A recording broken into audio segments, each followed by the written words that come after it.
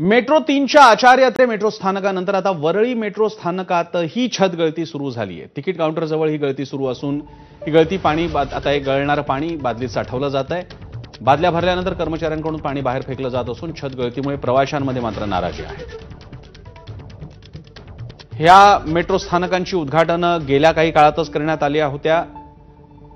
मुंबईमध्ये रेल्वे आणि बसच्या शिवाय सार्वजनिक वाहतूक व्यवस्था नव्हती आणि मेट्रोच्या रूपानं ती कमतरता भरून येते असं वाटत असताना या पहिल्या पावसातच काही गंभीर आणि महत्त्वाचे धडे मात्र शासन आणि प्रशासनाला मिळालेले आहेत। परवा आचार्यात्रे मेट्रो स्टेशनमध्ये तुंबलेलं आणि कोसळणारं पाणी पाहिल्यानंतर आता वरळी मेट्रो स्थानकात पाणी गळतंय ते आपण पाहतोय।